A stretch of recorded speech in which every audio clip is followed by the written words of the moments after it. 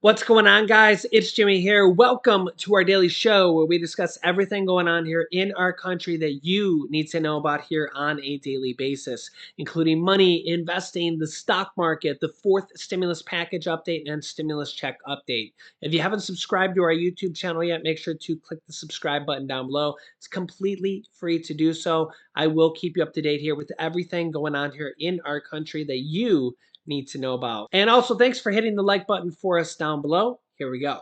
Yeah, so get this. Majorities in new polls say that both current President Biden and former President Donald Trump should not run again in 2024.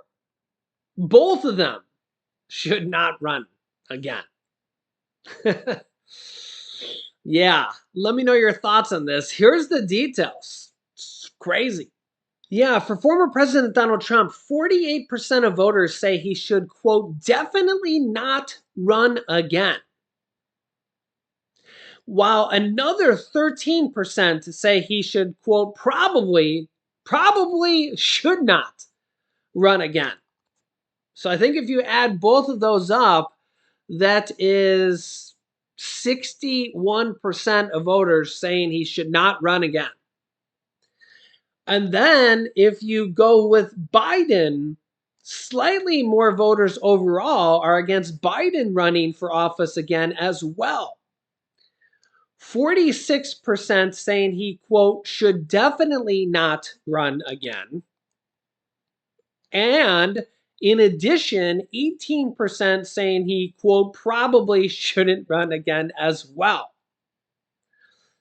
Yeah, so that would be a total of, let me see here, 46, 56, 64% as well for Biden. The high opposition against either man running for president comes amid questions about their age, fitness, and also the other things as well. We got, former President Donald Trump with the whole January 6th insurrection and the whole election thing still going on here to this day, two and a half years. Well, many months later at this point, and this literally could be going on until the next election. Yeah, and then we got potential, we got prosecutors looking into this and all sorts of stuff. This could be literally going on for years. And then we got the whole inflation crisis just plaguing America. If the inflation report just came out at 9.1%. A lot of people pinning that on Biden. You can let me know your thoughts if you think that's all Biden's fault. Do you give some of that to Trump at all? Let me know your thoughts here. Do you think that's just part of coming out of the recession? We are seeing inflation all around the world here as well. When you look at inflation around the world, I'll just give you an idea here, just so you can kind of make up your mind here. Yeah, inflation hit a 40-year high in the UK. This was actually last month in the UK at 9.1%. Their new rate has not come out yet, so they're probably going to be even higher in the UK. This is when we were at 8.6%. They were at 9.1% in the United Kingdom. So they were higher here. They're saying the Bank of England says their inflation could hit 11% in October. So one of our closest allies, their inflation's higher than us. Their gas prices in the UK is, current gasoline prices in the UK equated to US dollars is $8.58 a gallon. Again, equated to US dollars and US gallons, because remember, they're on British pounds and they're on liters. If you equate it to US dollars and US gallons, they're $8.58 a gallon. So they have higher inflation and higher gas prices in the US, or than the US. Let's look at Canada. Again, one of our closest allies and closest neighbors. Bank of Canada surprises with 100 basis point rate hike here. Literally just on July 13th here. So literally just came out. This is a full 1% rate hike in Canada. So remember, we just had a 0.75, a 75-point basis rate hike. Canada raising their interest rates even higher to tame inflation. It's going on all around the world. They're raising their rates even higher in Canada. It doesn't look like Canada's June numbers are out, but in May it was 7.7% and above expectations. Transportation costs surged 14.6%, underpinned by a 48% rise in gasoline prices. Food rose 8.8% and a 9.7% inflation for groceries. Does this sound familiar, guys? This is in Canada. This just goes to show you that inflation's not just in the US, right? Gas prices in Canada are currently at $6.05 a gallon on average for the whole country. Much higher than the US. The average price so remember, this is US dollars and US gallons, because if you look at Canadian dollars, they're at $7.87 here. So US dollars, they're at 605. Currently, that's much higher than the US. US dollars or gas in the US is at 463 here. So again, that's what, 33% higher. I mean, that's $1.40 higher per gallon. The UK much higher, Canada much higher. And you can see here we are down about 40 cents or so over the last month.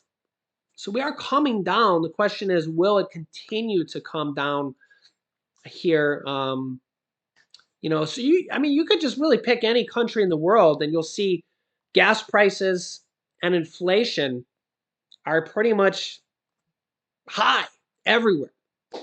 Everywhere, guys. So that's the thing is, I don't know. Blame it on whoever you want. But countries all around the world are struggling with this. And yeah, it's a tough battle here. And something's gotta be done. And these oil companies are just raking in the billions and billions of dollars all across the world, all across the world. Remember, these oil companies, these gas companies are global companies. They're the same companies that make these billions of dollars in a lot of different countries. Some oil and gas companies are owned by governments in some countries.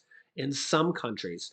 But a lot of companies like BP, Shell, Exxon, they're global, where they're like in 20 different countries and stuff like that, and they're just raking in record profits, and they're just laughing their way to the bank or to multinational banks. Yeah, that's a severe problem. Food prices, severe problem. Gas prices, severe problem. Inflation, severe problem. And it's going to at least continue for the rest of this year, bar none. We're probably looking at another 12 months at this point, if I had to guess, at least, because I don't know. They say core inflation's going down. I'm not seeing it. I'm not seeing it. That's inflation excluding gas and energy, but inflation including that is going up. Yeah. Now remember, the Social Security, the COLA raise it goes off of the third quarter, which is the next 3 months. So that is July, August, and September. So coming in July, August, and September, these are going to be the 3 big months for Social Security, okay? Because, and everybody under Social Security umbrella, SSI, SSDI, VA, RRB, survivors, everybody that gets cost of living adjustments through COLA and underneath Social Security umbrella. The next CPI number, the next inflation number, remember this last one that just came out for the previous month, June, was 9.1. Okay. So the next one that comes out is going to be very important because it's the first one of three that make out the average for your COLA, your cost of living adjustment. So, for example, if we had, and I'll just throw out some example numbers here. If next month's number comes out for July and it's 9%, I'll just give you some round numbers here to make it easy, okay? If July number comes out, it's 9%, and August number comes out and it's 10%, and September's number comes out and it's 11%. We have 9, 10, and 11. The average would be 10. Okay, 9, 10, and 11. The average would be 10 because it's in the middle. That would be a 10%. And I'm not saying it's going to be that high, but I'm just using three numbers as a nice round example. Okay, 10% would be the cost of living adjustment. Okay, um, if things continue the way they're going with things rising, that could be a realistic number. Gas is coming down a little bit, so if that continues, the COLA rates could come down a little bit, but we'll have to see. We did see gas come down a little bit previously, and then it went back up. So we'll have to see. But let's just say that that scenario happened out. That's how the next 3 months would go. Whatever the July number, the August number, and the September number comes out, that's how they determine your COLA raise, your cost of living raise for Social Security and everybody under the Social Security umbrella.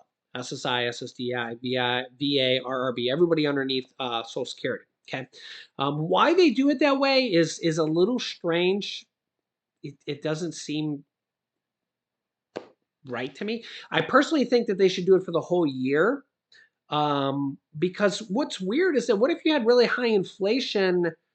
Like if you think about inflation has been growing the whole year, what if it like went down for those 3 months? Or what if it, you know what I'm saying? What if it's like odd for those 3 months? Yeah, it just doesn't seem like a right system to me. Um, but nonetheless, that's how they do it. Why they do it that way and only take the 3 months, the third quarter out of the whole year, you let me know your thoughts here in the comments. But nonetheless, that's how they do it. Okay, and that determines your cost of living adjustment, your raise for Social Security. The cool thing is, I guess the good thing is, you can let me know your thoughts here on this, is that this is a permanent raise. This is a permanent raise, okay? So last year was a 5.9% raise. It seems small now compared to what the inflation we have going on here now. And it is compared to what we have going on here now. But let's just say the next raise is 9%. That would be the largest raise in like 40 years or something like that, okay? Um, the silver lining there is that we all kind of know that inflation doesn't tend to stay around that long. So the last time inflation was this high was all the way back to 1981. That's actually when I was born. I'm 41 years old. I know I look a little younger, thank God. I get some comments saying I look a little younger, but I'm 41 years old, and that's the last time that inflation was this high. Okay, I get some comments of some people saying, I remember when inflation was that high. And we all know that inflation did not stay that high forever, but inflation it's a cycle. It does come around. As I just showed you, inflation is going on in other countries as well. So other people are dealing with this as well. It's not just here in the U.S. Not that that makes it any better or anything, but at least you know, at least you're in the know. At least that's a good thing about my channel is that I'm not partisan, I'm not Democrat, I'm not Republican. I'll criticize the president when it's due, but I also show you what else is going on here around the world, so that at least we're all kind of in the know. I try to be nonpartisan and let everybody know what's going on here. But the president did sell some oil to China, which I thought was kind of odd, because China's not doing us any favors. But alas, But when you get this cost of living adjustment raise for everybody on Social Security and everybody else under the program, you get this raise forever. You get this raise forever. So when we take this 5.9% raise last year, almost 6%, and let's just say that this next raise would be 9%. We'll just pick a nice round number, okay? Remember, you get that raise forever. every year it's added into your Social Security payment, you know, forever, even though whether it's SSI, SSDI, whatever, we'll just call it Social Security for, nice round saying. You get that forever, okay? And we know that inflation, like at this high of a rate, does not last forever. We know that the inflation from 1981 did not last forever. It lasted for a little bit of time, a year or two, and then it came back down. A couple years, and it came back down. We know that the 1981 inflation did not last forever. Okay, and that's why this is the highest inflation that we've had since 40 years ago. Okay, we know it didn't last 40 years. So this is kind of this is a little bit of good news, is that this is a little bit of silver lining. History will kind of teach us this. I'm a student of history, like to look back through history, and kind of it gives us a little bit of idea of what we could look forward to, and what history teaches us. It teaches us lessons if we look into it. Is that the kind of silver lining here is that we're going to get this, or you're going to get this. I'm not going to get it quite yet, but I'll get Social Security at some point in the future, as long as it lasts. Which I fully believe that they're not going to let Social Security just die or run out. They'll give it extra money. They'll bail it out. They'll make changes to the system. If they can bail out airlines and banks and everything else, they're surely going to bail out Social Security. I mean, who wouldn't? I mean, they'll fire all the politicians and presidents and everything before they let that fail. Trust me, that's not going to fail. But these 5.9% raise, this 6% raise, this 9% raise, you get that every single year going forward. So in a year or two or three, when inflation comes back down to 3%, to 2.5%, to much lower levels, you're still going to be getting that 9% and that 5.9% every single year that was added into your paycheck. So once things come back down to normal, you're actually going to be getting that much larger raise built into your paycheck every single year going forward. So it's actually a little bit of the silver lining, because you'll be getting that raise built in your paycheck every single year, even though the inflation did not last for every single year, if that kind of makes sense. Yeah, so let me know your thoughts here on that. Um, but really, Congress needs to really beef up Social Security. We've seen a large push from. I'd like to see some more Republicans behind the $2,400 Social Security raise. I, I'm a little bit lost for words on why we're not seeing more Republican support. I mean, I get that there's an election ahead, but we need to really see some more support here for our seniors and a large population, our large our elder population that has worked for their whole lives, had worked for 30, 40 years. I mean, my dad worked at a grocery store for 40 years. I mean, for think of our population that has worked for 30 or 40 years and now has to retire on Social Security. 50% of our population retires and only has Social Security, has no retirement savings. That's just the reality of things, right? And they have Social Security, and that's it. And there's so many people that say Social Security needs a little bit more, needs a raise, needs more to look forward to, because that's all they have. That's all they have. And Senator Bernie Sanders, who considers himself an independent, not a Democrat, not a Republican, he has an I by his name, independent, says this is exactly what we need. We need Social Security needs a raise, and they have a bill in Congress right now with like 200 supporters. They need a little bit more. They need some Republican support, or the Democrats can pass it through the reconciliation process, which is a possibility. They could do so as well, or they get some Republicans to come on board to pass it as well, um, to pass that. And the bill that Bernie Sanders is backing, with about 200 other supporters from Congress, they could do that. It raises the taxes on wealthy individuals that make 250,000 to 400,000 or more by paying an extra Social Security tax of it's like 2% or a little bit more on their payroll, on their income, because they stop paying Social Security taxes after they make 147,000. They don't pay into Social Security anymore. because they've already paid the max into Social Security. So if they make $10 million, they only pay taxes on 147,000, and then they don't pay taxes on past that. And Social Security, the Social Security office, which is not partisan, they're not Democrat, they're not Republican, they actually say that this could extend the solvency to Social Security. They could extend their solvency, so it could strengthen the Social Security program by 75 years, and it could pay out the additional benefits of $2,400 a year. The Social Security office says this. They did the math.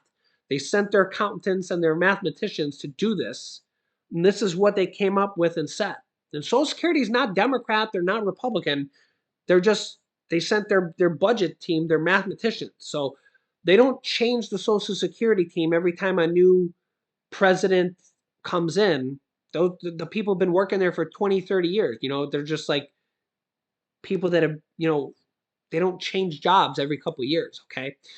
Those people have been there for years and years and years, and they did the math on the proposal and said this could extend the solvency by 75 years and pay out additional benefits of $2,400 per year as an extra bonus. And there's another how do I say it? There's another potential item in there that could pay out benefits of a minimum payout of $1,415 per month to Social Security beneficiaries, which would be 125% of the federal poverty level, which actually goes up every year based on the federal poverty line. So I'll link you to my newest video I did here on that, or I'll link you to the one where Senator Bernie Sanders speaks about that. That's a really good video here as well. So you can click on that video next. Make sure to subscribe down below if you haven't yet so you don't miss out on new videos. Or you can click on here to watch my newest stimulus check video with millions of people getting checks here this month. So click on one of those videos next. Thanks for watching, guys, and I'll see you in the next video.